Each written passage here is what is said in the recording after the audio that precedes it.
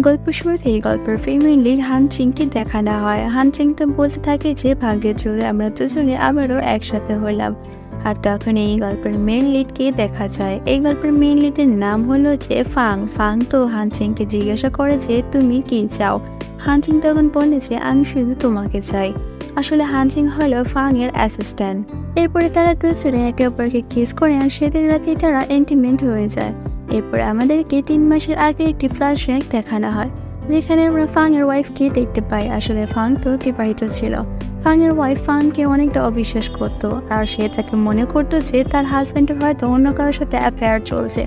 এর জন্য ফাং এর ওয়াইফ হানচিংকে টাকা দিয়ে ভাড়া করে সে যাতে তার হাজবেন্ডের ওপরে খেয়াল রাখে আর তার কারোর সাথে অ্যাফেয়ার চলছে নাকি সেটা খুঁজে বের করার জন্য। আর ফাং এর ওয়াইফ তো হানচিংকে বলে যে তুমি তোমার কাজটা সহজে করার জন্য তুমি ফাং এর অফিসে জয়েন করে নাও তার পার্সোনাল অ্যাসিস্ট্যান্ট হিসেবে। এতে তোমার কাজটা করতে অনেকটাই সহজ হয়ে যাবে। এরপরে আমরা দেখতে পাই ফাং যখন তার কোম্পানিতে আসে তখন দেখা যায় যে কোম্পানির সবাই তাকে অনেকটা ভয় পেত। ফাং যখন তার অফিস রুমে গিয়ে বসে তখন একটি অ্যাসিস্ট্যান্ট হানচিংকে নিয়ে আসে ফাং এর পার্সোনাল অ্যাসিস্ট্যান্ট বানানোর জন্য। কিন্তু ফাং তো তার কোনো কথা না শুনে বলে যে আমার কোনো অ্যাসিস্ট্যান্টের প্রয়োজন নেই, এখান থেকে চলে যাও। আর যখনই ওই অ্যাসিস্ট্যান্ট মেয়েটা তাকে নিয়ে যাবে তখনই হানচিং এর হাত থেকে একটি ফাইল পড়ে যায়। আর ফাইলটা উঠিয়ে যখন হানচিং ফাংকে দিতে যাবে তখন তাকে সিডিউস করার চেষ্টা করে আর তাকে বলে যে আপনি আমাকে কিভাবে না দেখে রিজেক্ট করে দিতে পারেন না। ফাং তখন হানচিং এর দিকে তাকায় আর তার অ্যাসিস্ট্যান্টকে বলে যে তুমি তাকে তার সমস্ত কাজগুলো বুঝিয়ে দাও। এটা শুনে হানচিং অনেকটা খুশি হয়ে যায়। কিন্তু যাওয়ার পথে ফাং তো হানচিংকে বলে যে তুমি এভাবে লিপস্টিক লাগাবে না, এগুলো আমার একদম পছন্দ না। ফাং এর এমন কথা শুনে হানচিং তো হেসে ফেলে। আসলে আমরা দেখতে পাই যে সে তো ফাং এর নজরে আসার জন্য ইচ্ছে করে এমন গাঢ় করে লিপস্টিক লাগিয়েছে যাতে করে সে সহজে ফাংকে তার প্রেমে জালে ফাঁসাতে পারে। আর সে একা একা বলতে থাকে যে ছেলেদেরকে কিভাবে আবার প্রেমে জালে ফাঁসাতে হয় সেটা আমি ভালো করেই জানি। এরপরে দেখা যায় একটি অ্যাসিস্ট্যান্ট যখন ফাং এর রুমে একটি ফাইল নিয়ে যাবে তখন হানচিং তাকে বলে যে আমাকে দাও, আমি গিয়ে দিয়ে আসি। কিন্তু ওই অ্যাসিস্ট্যান্টটা তাকে দেওয়ার জন্য রাজি না, যার কারণে হানচিং তার একটি নেকলেস দিয়ে দেয় আর সেই মেয়েটাও খুশি হয়ে তাকে সেই ফাইলটা দিয়ে দেয়। এরপরে দেখা যায় হানচিং তো সেই ফাইলটা ফাংয়ের রুমে নিয়ে আসে। ফাং হানচিংকে দেখে বলে যে তুমি এখানে কেন? তখন হানচিং বলে যে ওই অ্যাসিস্ট্যান্টের কিছু একটা কাজ পড়ে গেছে, এর জন্য সে আসতে পারবে না। আর ফাং যখন তার ফাইলে সাইন করতে যাবে তখন তার পেনে কালি শেষ হয়ে যায়, যার কারণে হানচিং তার পেনটা দেয়, কিন্তু সে দেওয়ার বদলে ফাংকে আরো তার ক্লোজে টেনে নেয় আর তাকে বলে যে আমি আপনার অ্যাসিস্ট্যান্ট, আপনি আমাকে আপনার অ্যাসিস্ট্যান্ট হিসেবে স্যালারিও দিচ্ছেন, কিন্তু আপনি তো আমাকে আপনার পার্সোনাল অ্যাসিস্ট্যান্ট হিসেবে সেই মতো একদমই ইউজ করছেন না। ফাং তখন বলে যে তুমি কি চাও আমি তোমাকে ইউজ করি? তাহলে আজকে রাতে একটি বারে চলে আসো, সেখানে আমাদের একটি মিটিং হবে, সেখানেই দেখা যাবে। এরপরে দেখা যায় হানচিং তো ফাং এর ওয়াইফকে ফোন করে ফাং এর এসব কথা বলে দেয়। আর ফাং এর ওয়াইফ তখন হানচিংকে বলে দেয় যে তুমি একটু সাবধানে থেকো, হতে পারে ফাং একটা প্ল্যান করেছে।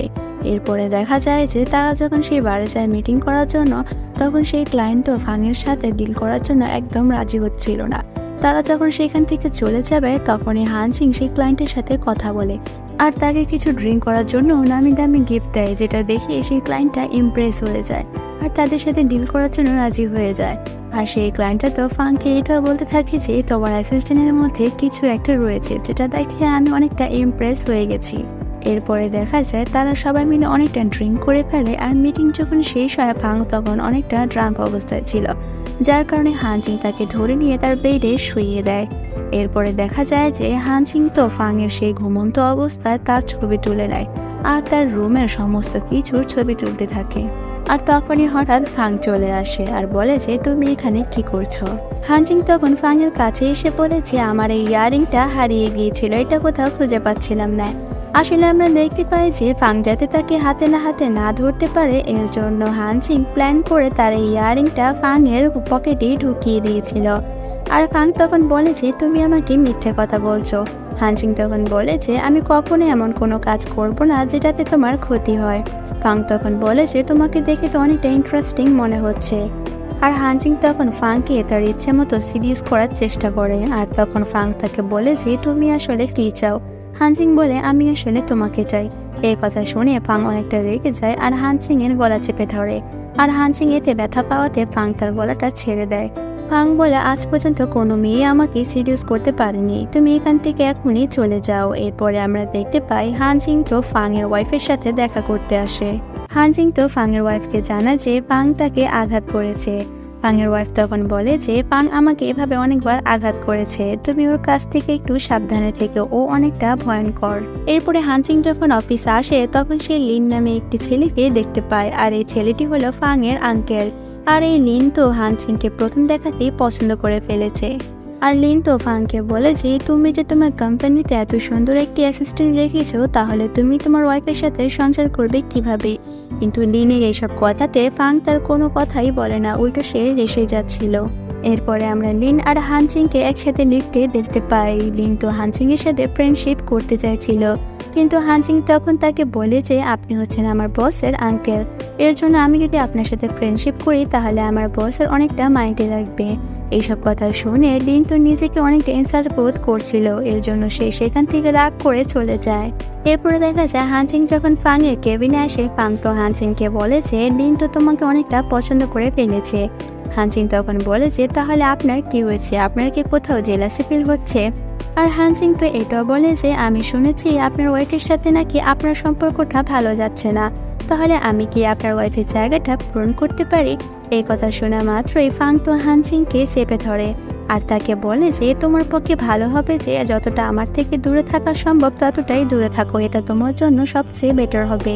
আর এই কথা শুনে হানজিং তো মনে মনে অনেকটা খুশি হয়ে যাচ্ছিল, কারণ ফাংকে সেই সহজে সিরিয়াস করে তার প্রেমের জালে ফাঁসাতে পারবে। আর এর সাথে গল্প প্রথম এপিসোডে এখানে শেষ। Thanks for watching.